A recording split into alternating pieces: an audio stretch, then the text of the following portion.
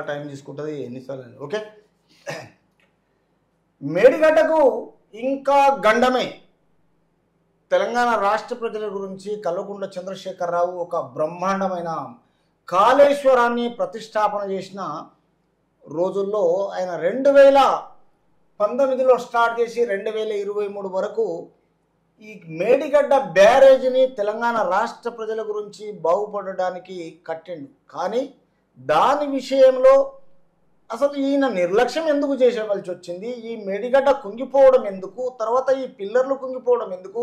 ఈ పిల్లర్ల కింద ఉష్క రావడం ఏంది? అసలు కాంట్రాక్టర్లు లేరా? తర్వాత ఇంజనీర్లు లేరా?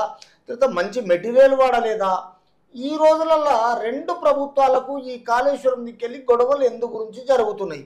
అసలు ఇది రాష్ట్ర ప్రజలను ఆలోచన చేసిండ్రా? కమిషన్ల గురించి ఆలోచన చేసిండ్రా?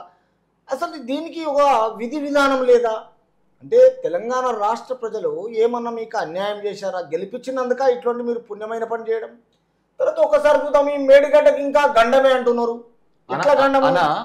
ఒక్కటి తెలియక అడుగుతా. ఇప్పుడు శ్రీశైలము నాగార్జున సాగర్ ఏండ్లైతుంది కట్టది, ఏండ్లైతుంది. ఇంతవరకు దానికి ఒక కాంట్రవర్సీ లేదు, ఒక విశ్లేషణ లేదు, ఎలాంటి పుకారు లేదు.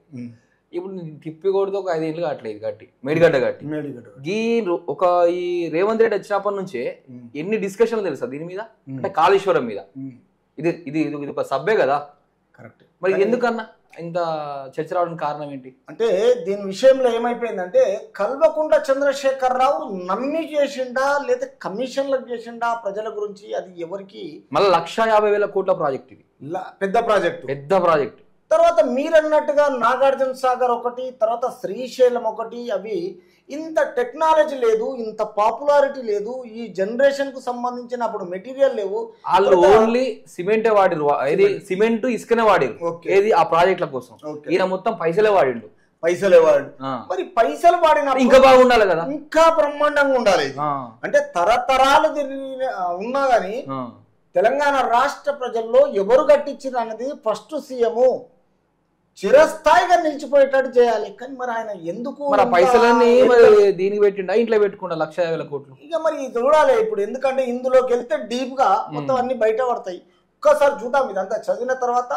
ఈ మేడిగడ్డ గురించి ఒకటి, శ్రీశైలం గురించి ఒకటి, తర్వాత నాగార్జున సాగర్ గురించి వచ్చి మూడిటి మీద తెలుగు మన ఆంధ్రప్రదేశ్ ఒకప్పుడు ఉమ్మడి రాజధానిగా ఉన్నది. ఇప్పుడు 2014 నుంచి తెలంగాణ రాష్ట్రం ఉంది కాబట్టి రాష్ట్ర ప్రజలకు మనం ఒకసారి ఈ డైమెన్షన్ మొత్తం క్లియర్ గా ఒకదానికోటి చూపిద్దాం. కొద్దిగా వాటి గురించి కూడా విశ్లేషణ చేయాలి నాకు కూడా, ఎందుకంటే వాటి మీద అవగాహన పెద్దగా లేదు. తప్పకుండా చేద్దాం. ఎందుకంటే నాకు మంచి క్వశ్చన్ అడిగారు. అంటే రాజకీయ నాయకులు ఈ రాజకీయంలో రావడానికి వీళ్ళు ప్రజలకు మేలు చేస్తున్నారా, కమిషన్లకు ఆశపడుతున్నారా, ఎందుకు ఈ 4-5 సంవత్సరాలు పోయిందనే క్వశ్చన్ మంచి క్వశ్చన్ వేశారు.